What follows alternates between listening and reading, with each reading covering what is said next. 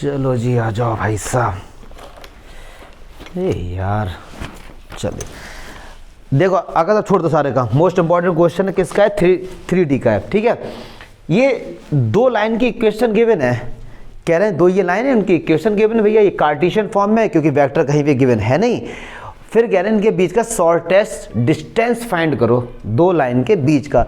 तो सबसे पहले तो आपको फॉर्मूला याद होना चाहिए, क्या, modulus A2 minus A1 vector dot B1 cross B2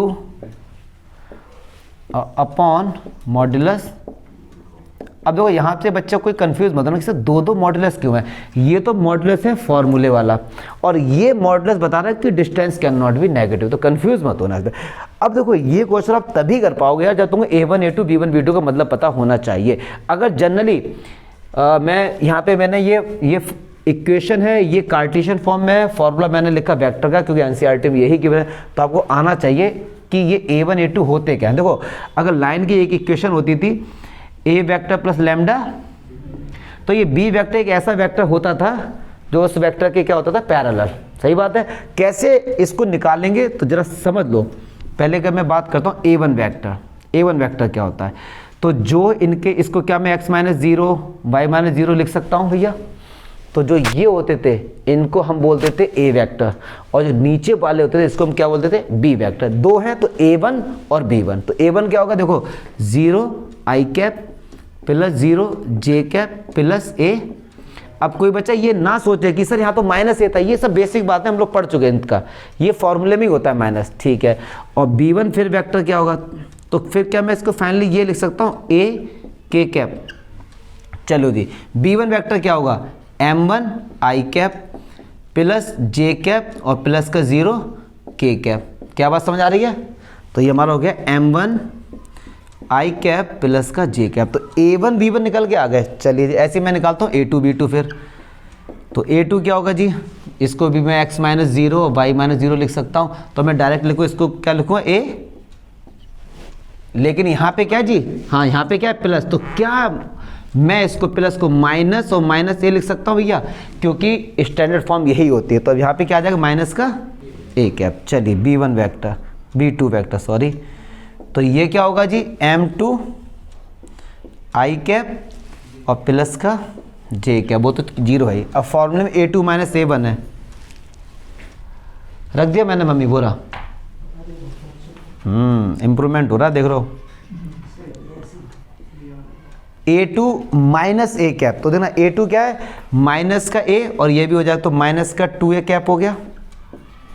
yes और नो, हो गया ना माइनस का 2a कैप। चलिए अब B1 cross B2, B1 cross B2, तो इसमें लगाएगा डिटरमिनेंट i कैप और j कैप और k कैप। तो चलिए B1 ये रहा। तो आगे वाले क्या होंगे, जो इसके आगे लिखे M1 और 1 और 0, B2 तो M2 और 1 और 0। क्या मैं समझा पा रहा हूँ, सिंपल सी बात है यार ये तो चलो लगा जी i कैप, मैंने इसको हाइड किया इसको हाइड किया, तो 0 ही हो गया पूरा, माइनस का j कैप, इसको हाइड किया पूरा 0 ही हो गया, ख़त्म करो, प्लस का k कैप। तो ये और ये हाइड किया, तो ये क्या हो गया, M1 माइनस M2। तो चलो मैं B1 क्रॉस B2 को क्या लिखूंगा, M1 minus M2 k cap. Clear. चलो अब सारी वैल्यू हमने निकाली, बस put the value get the answer. Distance A2 minus A1 कितना है जी, माइनस का 2a k कैप डॉट ये कितना है जी, M1 minus M2 k cap upon B1 cross B2 का क्या है, मॉड्यूलस। तो जब इसका मॉड्यूलस होगा, अगर मैं बात करूं, ये हमारे पास है B1 क्रॉस B2, अगर मैं कहूं इसका मॉड्यूलस क्या होगा, तो under root M1 minus M2 का होल स्क्वायर, ये कैंसिल हो गया, कितना आया M1 माइनस। तो क्या फिर मैं इसको यहाँ पे ये लिख सकता हूँ M1 माइनस M2। चलिए जी अब देखो, k कैप का k कैप के साथ मल्टीप्लाई होगा, 1 हो जाएगा, तो क्या बचेगा, माइनस का 2a M1 माइनस का M2, और नीचे कितना है, इससे ये कैंसिल हो गया, डिस्टेंस का भी नेगेटिव नहीं, आंसर कितना आ गया? आकाश का जन कहाँ से 2 आ रहा था?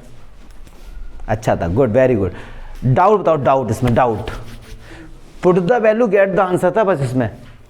फॉर्मूले अगर याद हैं, क्योंकि अब चल रहा है रिवीजन, तो आपको फॉर्मूले तो याद होने चाहिए। अब ये सारी बातें भी पता हों कि A1 क्या होता है, A2 ये सब पता होना चाहिए आपको, बेसिक तो पता होना चाहिए, ठीक है। चलो।